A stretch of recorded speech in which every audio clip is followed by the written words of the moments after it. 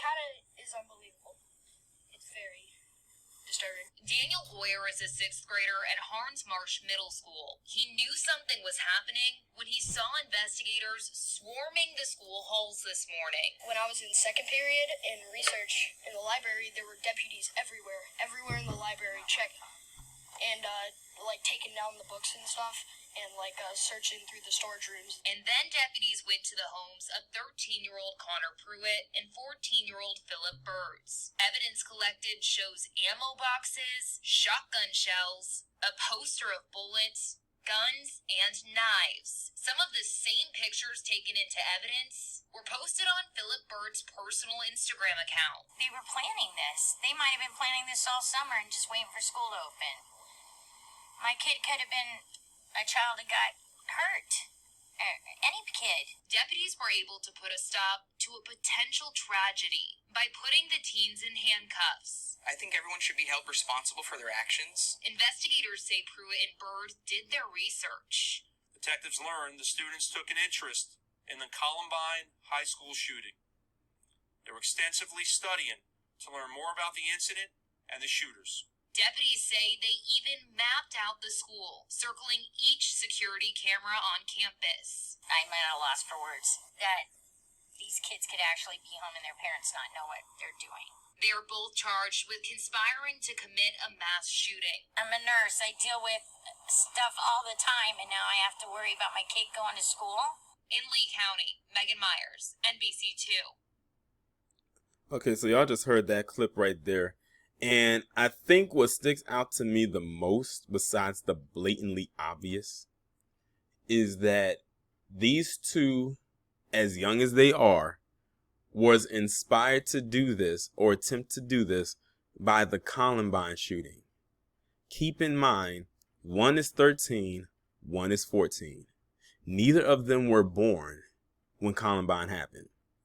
Columbine happened in 1999. I remember it because it was a huge deal. That was one of the most infamous mass school shootings in American history. Not saying that there weren't any before that, but this one right here literally set the tone for any mass school shooting that would come after it. And I was 10 or about to turn 10 when this happened, because I can't remember if it happened in the fall of 99 or if it happened in the spring of 99. If it was the fall, I was 10. If it happened in the spring, it was probably either right around the time I was turning 10 or right before I was turning 10. But I remember it vividly, and it was all over the news. I think schools around the nation had to let kids out for the rest of the day. It was a big deal. It was a very big deal. I can say that I'm glad that I really didn't experience that when I was in school, thank God. But like I said, the thing that stuck out to me the most with this story, besides the obvious, is that they were inspired by an event that they weren't even alive to witness. Or not so much witness, but actually see go down in real time. I actually saw them play that on the news constantly in a repetitive motion of the kids running out of the school with their hands on their head. You can go back and look at the news clips and you can see for yourself right there. But these two right here, who definitely look like they came straight out of the children of the cornbread, of the cornfield, you know what I mean.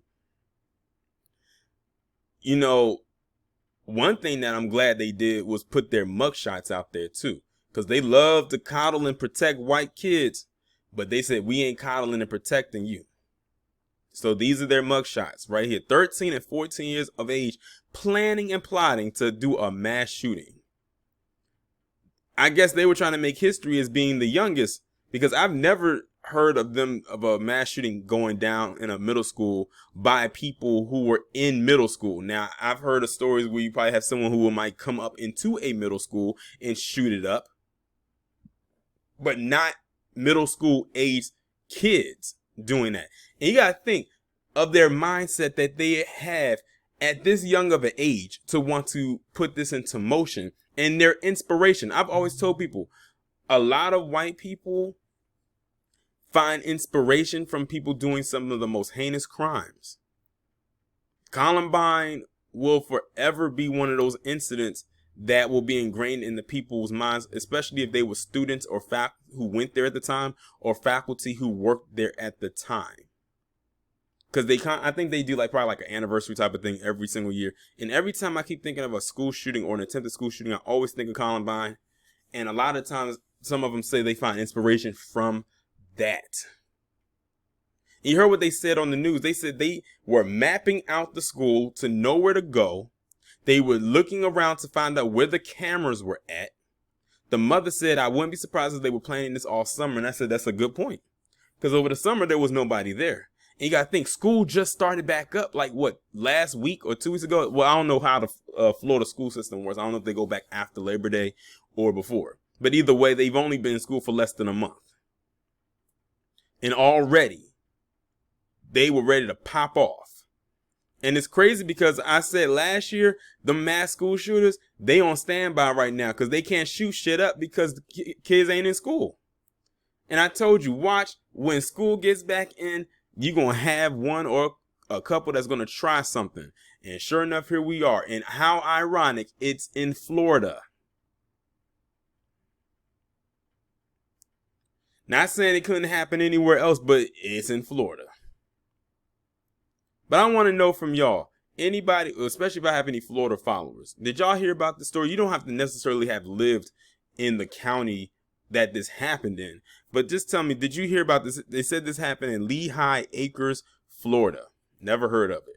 But if y'all can, let me know down in the comments if you are a Florida resident, did you hear about this story before I talked about it? And I'll talk to you in the next one.